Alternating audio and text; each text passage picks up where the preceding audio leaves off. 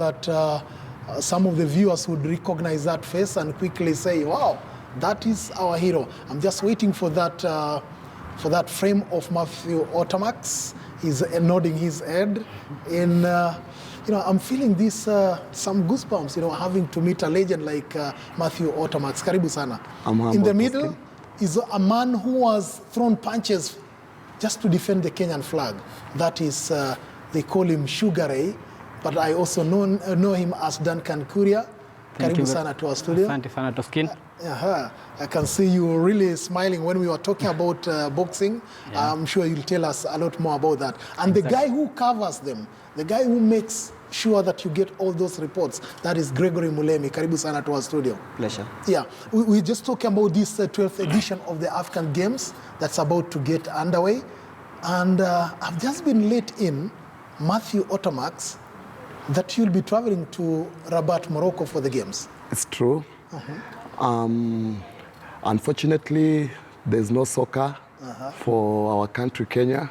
And this time I'll be representing the country. Okay, I'm traveling as a brand ambassador for 4040 Lounge, 4040 group of holdings, which we are sending about 5, we are sponsoring 5 young players who play table tennis.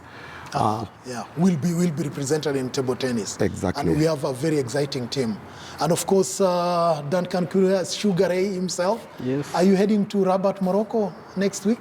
Yes. Are you going to box or just to carry the flag for us? No, I'll travel as an official of Boxing Federation of Kenya. Yes. He's actually a retired boxer, but then he knows a lot of boxing. If you look at page 41 of today's Standard newspaper, he offered to give us a very good analysis of the 12 boxers that will be representing Kenya. And if you've not already bought your copy, please make way to your stands and then buy that newspaper on page 41. All the 12 boxers, 4 of them being women boxers. Yes. Who are they? We have flyweight Elizabeth Christine Ongare. She won bronze for the country in the Gold Coast Commonwealth Games. Then we have lightweight Evelyn Akinyi. She is making her debut internationally. Then we have welterweight Lorna Kusa Simbi. She's experienced. She was in Gold Coast for Commonwealth Games. Actually, she had done 2 Commonwealth Games, so and the World Championship. So she's a bit experienced. And then we have Elizabeth and Diego, who is the deputy team captain. She's the most experienced in the team. She has participated in Olympic Games, the only Kenyan female Olympian boxer. Wow. She has done 2 World Championships and 2 Commonwealth Games. So she's got a wealth of experience that will really help us. Exactly. From your story and from your analysis, you seem to be very optimistic that this time round, Kenya can come back with a medal haul. Yes, I'm very optimistic that the team is going to perform well, considering during the last championship, we only got 2 bronze medals. This time, even though we have had very little time for preparation, considering that we went for non-residential camp for 6 days, and now we are doing a residential camp in Kasarani for about 14 days before we leave for the championship. I believe still there is a lot of feel-good factor in the team, and with the young guys that we have in the team, because we have a mix of experience and youth. So I believe this time we are going to get a better haul for medals than we did during the last championship, which was in Brazzaville, Congo. Greg, he's talking about the feel-good factor, when he says that hit squad ready to battle for African title. And we all know boxing is coming off a very difficult period. They had politics and all that. Yet, Duncan is here, very confident that we can gain. How confident should we take his word? I'm not sure, to be honest, because we've seen boxing going to the downward trend for the last few years, especially after the last Africa Cup, All Africa Games in Brazzaville. And then there's been so little, very little activity in between, and it's something that has made the game lose its touch a little bit. But right now, I'm confident. Maybe the experienced boxers going to the All Africa Games in Rabat will try push the young lads, because I believe now it's maybe a transition period for the boxers. And let's say someone like Elizabeth, a 36-year-old, Yes. Someone who's been there, she's seen everything, and now she knows that maybe this is her last year at the All Africa Games. But I fear, because maybe the other African countries might be bringing the youth who are even faster and quicker. So, and he actually said that they've had a very short period, very short period of training. Yet other countries have been training for... Yeah, it's a common problem in the country. Every time we sit here, we talk about preparations. We talk about preparations starting from from football, you're going to rugby, now it's boxing. Everything is just poor preparation. And it's all about maybe the federations not liaising early enough with the government, and maybe not complying with some things that maybe might help these athletes prepare enough for this competition. Because we know we were in Congo-Brazzaville in 2015. That means in 4 years' time we should have prepared enough, had a team that would represent the country in these competitions. But right now, we always like the last-minute rush, whereby we want to quick fixes, and sometimes it hurts. And actually, Matthew Otamax knows that there's no quick fix, no shortcuts when it comes to sports. And this is boxing. Sugar Ray says that they are confident. How confident are you? I'll disagree with Sugar Ray, because at some point I was so worried about Kenya sending a contingent to Rabat Games, because with our boys who play table tennis, we kept asking them, when are you guys going to residential camp? Because, and they kept saying tomorrow. Finally, I think 14 days, which Sugar Ray said, I don't think they've been there for 14 days. They've been there for less than those days. Because I remember Kennedy Ojal, we were with him training at Parkland Sports Club until just the other day, which was 5 days ago. That's the time they reported to camp. So I think preparation here... Preparation is very important. And Sugar, you insist that there's that feel-good factor. Yes. But then how difficult is it for you now to prepare that team, considering all the problems you've had as a federation or an association in BAK? It is, first I want to correct what Otama is saying. I said the total duration, because the team went to camp on 2nd. Yeah. All the teams. So the duration between 2nd to 16th, when the team leaves, it will be 14 days. Yeah. So that was the main. I didn't say that they have already been in camp for 14 days. But now to come to your question, I mean, it's very tough. It's very easy for maybe common statesmen or citizens just to expect good results without knowing exactly what the team goes through or the federation goes through trying to prepare teams for a major championship. Yes. We have had a very hectic electioneering period, through which we had a lot of uncertainty. Yeah. At some point, we also didn't know that if we will send a team or not. At some point, we even had our national league having division where we are having 2 leagues in the same country. I remember all that. Our team, one league is in Mwingi, another one is somewhere in Western Kenya. So we had a very uncertain time when we didn't know exactly what will happen going forward, but we just kept believing. Eventually, we were able to comply with all the requirements that we were asked for to be able to conduct elections as a federation. And we held one of the most successful elections in the country so far by any sporting federation. And I believe the likes of Otamax and my colleague here, they should come for benchmarking in boxing because you benchmark with the best. Yes. So it's not easy. It has been very difficult. Like I said, we have had very little time. Though I believe we have very good reason to be optimistic. Because considering during the last championship we had 2 bronze medals, like I said. One of those boxers who won those bronze medals are still in the team. Yes. One of them is Nick Okoth, who is the captain of the national team. That was in 2015. In 2017, we had Africa Boxing Championship, where Nick Okoth went and won gold medal. He's the reigning Africa lightweight champion. So that shows you there's an improvement. He moved from bronze medal during the Africa Games, and then during the Africa Boxing Championship, he won a gold medal. He's the reigning gold medalist in that weight. We also have Shafi Bakari in the flyweight category. Yeah. He's the reigning bronze medalist from 2017 Africa Boxing Championship. And from there, they went for the World Championship, where they also did well, even though they were knocked out at the preliminary stage. But considering at the world stage, you're competing against very formidable teams. Yeah. So I believe we have a good crop of boxers, but as federations, as teams, we still have very serious challenges in terms of preparing our boxers even for national championships. And as a federation now, we take the burden of now to trying to bring in some form of professionalism. Yes. When we assemble these teams, Which is very important in every sport, and you can see how it has affected Otamax Love. Yeah. He started by saying, unfortunately, there's no football, and we know that always the under 23 teams participate at the African Africa Cup Games, of the All Africa Games. Yes. It used to be called All Africa Games, but now it's called Africa Games. Yes. So it's really difficult for Kenya, but then we want to take your word that we have a good team, the hit squad. Yes. It used to be the hit squad when it was a hit squad, but now you think they still qualify to have that name? Honestly, I'll give them a benefit of doubt. As Mr. Kuria said, that they prepared well. The experience will play in.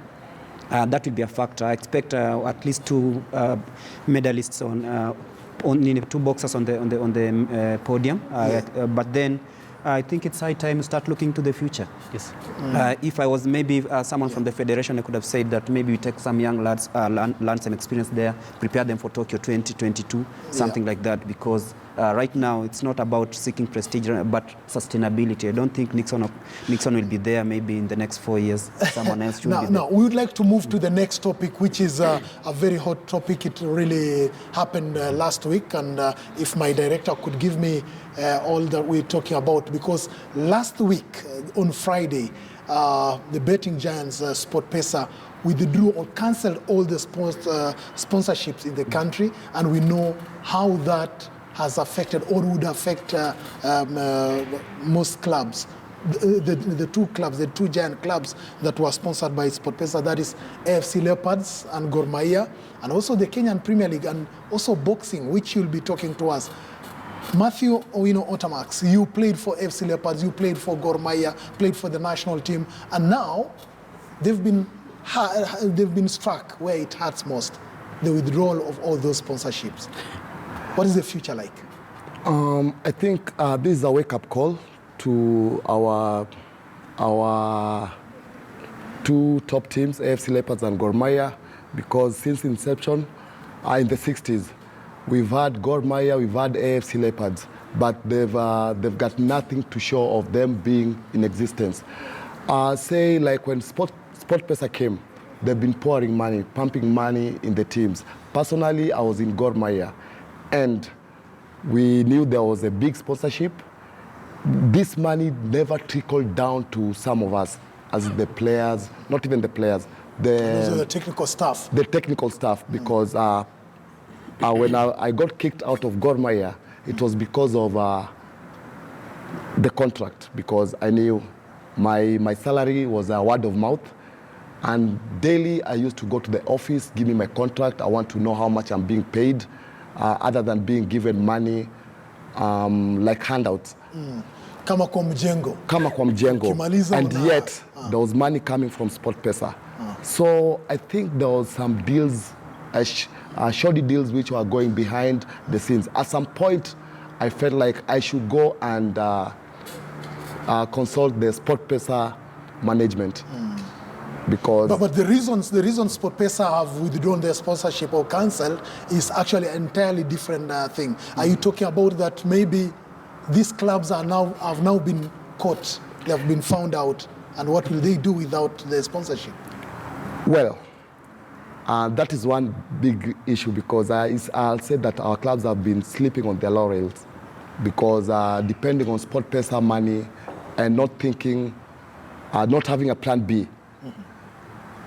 So we are going back to, what do you call it, Gregory? The handout. The handout, the michango things where michango things. We'll be doing that. They'll be doing the bakulis around the stadium, back to the fans, and this is not enough.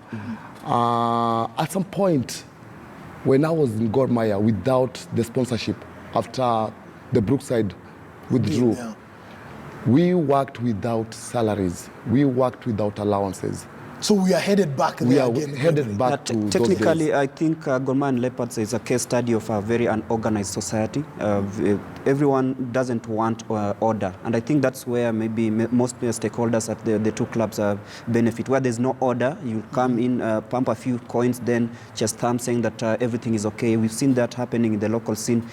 And SportPesa withdrawing is just something that was imminent, because if you ask Gor Mahia which assets they have, none. FC Leopards, they have nothing to show about.